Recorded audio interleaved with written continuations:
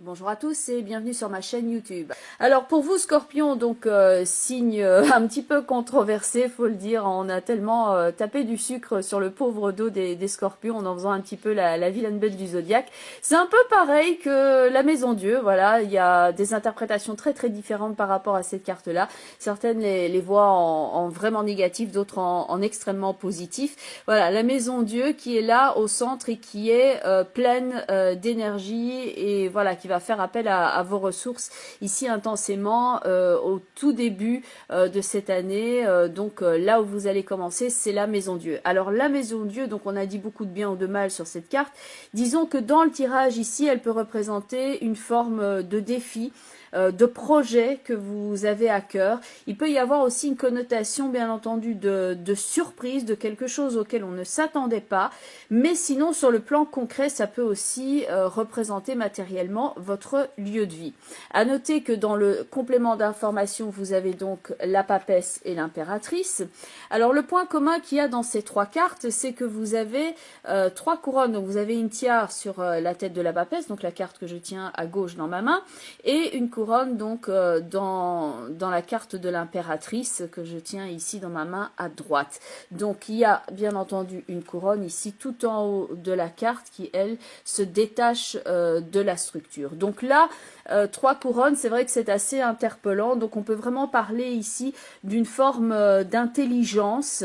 Il peut y avoir au niveau de votre projet, avec l'association de la papesse et de l'impératrice, une belle puissance de préparation avec la papesse et une forme d'intelligence au niveau du projet dans la conception avec l'impératrice et donc un projet assez ambitieux dans la Maison Dieu.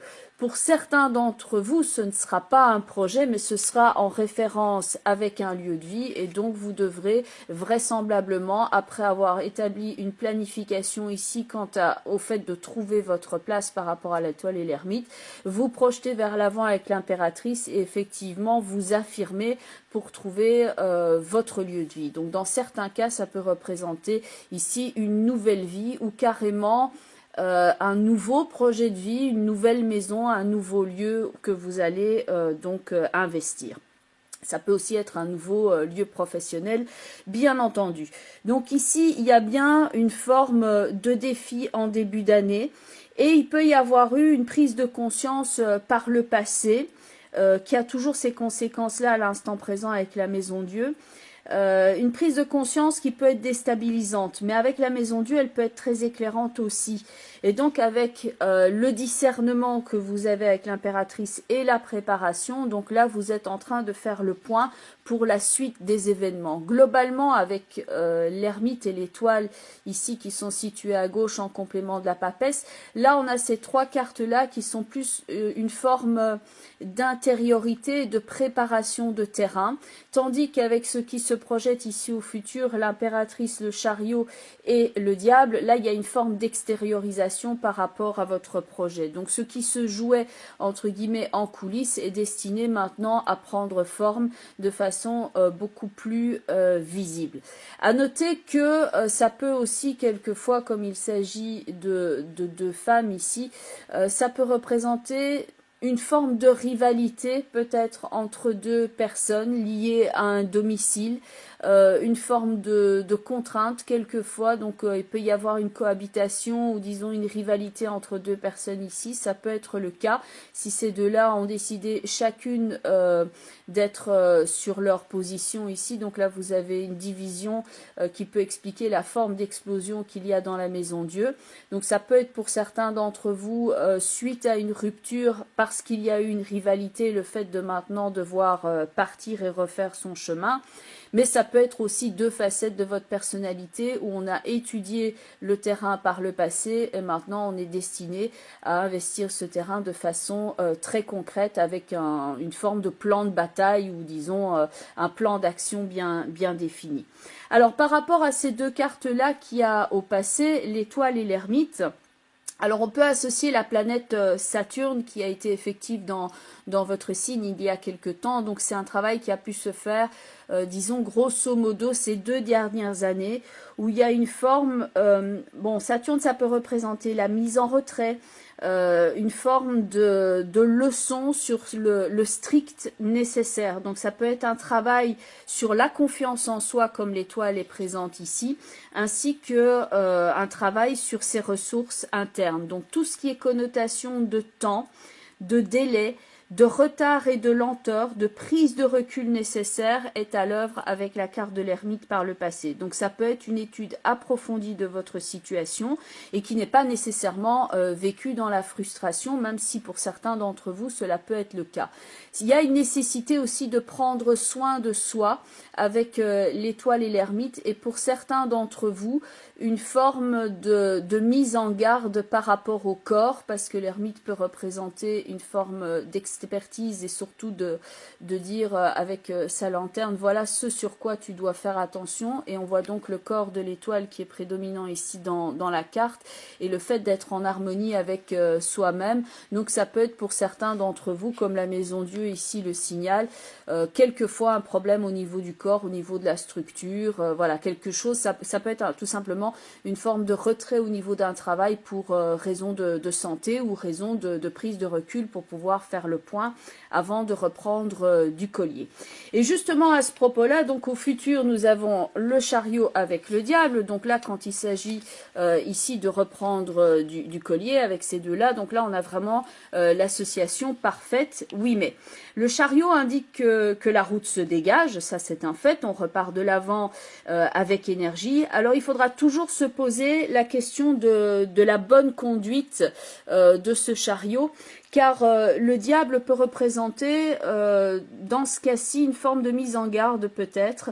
Il peut y avoir des radars sur les belles lignes droites, donc faites toujours attention ici par rapport à cet avertissement qui est là, de ne pas dévier de votre volonté de bien faire. S'il y a tentative, disons, de filouterie, on va dire ça comme ça, le diable vous indique qu'avec le jugement qui est là situé en dessous, il pourrait y avoir un retour de flamme. Donc effectivement ici il faut faire preuve de probité et d'honnêteté. Mais le chariot et le diable, bien entendu, peut parler d'une stratégie, d'une volonté de réussite matérielle, d'une volonté de séduire, de plaire aussi, de se frotter éventuellement à la concurrence. Donc l'arrivisme n'est pas forcément ici négatif, mais ça peut représenter un tiens vaut mieux que deux tu l'auras.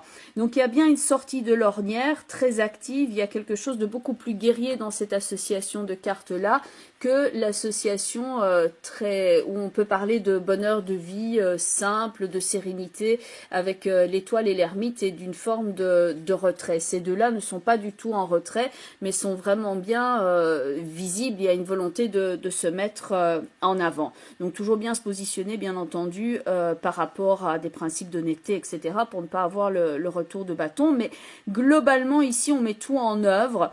On s'extériorise avec talent au service d'une entreprise dynamique, et donc ça peut représenter tout ce qui est coup de collier et une émulation certaine. Donc il y a la confiance et l'énergie qui sont reboostées pour pouvoir mener le projet à bien. Dans certains cas, ça peut représenter aussi pour certains d'entre vous quelqu'un de nouveau, point de vue sentimental, donc ce ne sera pas effectivement dénué de passion ici. Donc faire attention quand même pour ne pas prendre les vessies pour des lanternes avec le cas du diable. D'ailleurs, c'est peut-être pour ça que vous avez ici la force et le jugement. Donc dans la force et le jugement, là on voit qu'on ne compte que sur soi-même, on met tout en œuvre de nouveau, il y a une prise d'acte et de parole qui est active, et il y a une forme d'intensification ici. Donc ces deux cartes-là, c'est ce sur quoi va se focaliser votre attention. Donc là on a deux cartes avec beaucoup de mouvement, il y a un sentiment d'entreprise, de création, d'innovation. Il y a une volonté de s'affirmer, une volonté de réussite, et donc il y a l'action qui est le prolongement de votre intuition et de votre connaissance. Donc ces deux-là, effectivement, sont extrêmement positifs, point de vue d'une activité, point de vue d'une reprise, point de vue d'un mouvement actif. Et là, on n'est pas du tout dans l'intériorité qu'on pourrait voir ici au passé, mais vraiment dans le fait de ne compter que sur soi-même, comme la force l'indique, et avec le jugement, de prendre par exemple parti ou de verbaliser ce dont on a besoin par rapport à une forme d'audience, une forme d'audit, une forme de groupe qu'on peut voir dans le jugement. Évidemment, dans certains cas, si par exemple vous avez eu une forme de mise en garde ici et que vous n'avez pas écouté les écueils par exemple qui étaient dans le diable, à ce moment-là le jugement peut représenter quelque chose beaucoup plus en relation avec la justice où vous aurez peut-être des comptes à rendre ou ce genre de choses-là. Donc c'est pour ça que je vous disais attention avec le diable qui est ici, de ne pas vous fourvoyer par rapport à certains choix ou certaines prises de position. Mais enfin c'est un tirage qui est effectivement assez positif, mais là on est bien entendu dans la globalité, donc il convient de regarder ça toujours avec votre ascendant, et bon peut-être de faire un tirage personnalisé aussi, mais enfin voilà les grandes lignes. Donc je vous recommande quand même de voir la vidéo correspondant à votre ascendant ainsi que celle qui correspond au positionnement de la lune dans le thème natal. Donc pour certains d'entre vous ce sera de toute façon une nouvelle remise en route ici par rapport à un projet, par rapport à un lieu de vie éventuellement ou par rapport au travail, où vous passez dans une phase beaucoup plus active et beaucoup plus extériorisée, où vous aurez effectivement beaucoup de vous-même à projeter en avant. Et donc j'ai pris une autre carte ici qui était l'outil conseillé. Donc là je prends un autre tarot. Et donc ce qui a pour effet pour vous ici, puisque là j'ai ressorti l'impératrice, de ressortir une carte qui était déjà présente dans votre tirage. Donc elle insiste ici sur les valeurs de l'impératrice. Donc les outils qui vous sont conseillés d'utiliser, c'est justement les échanges, la communication, c'est tout ce qui est contact, projet, ouverture d'esprit. C'est bien entendu l'intelligence avec l'impératrice, c'est la logique aussi. Et c'est le fait de vraiment ici dire que votre action, qui est donc symbolisée ici dans la force et le jugement, de mettre votre action comme le prolongement de votre intelligence, de votre intuition, et que c'est le fruit de votre réflexion, puisque c'est ça qui vous mènera au cœur du projet que vous vous êtes voilà, choisi ici avec la Maison Dieu.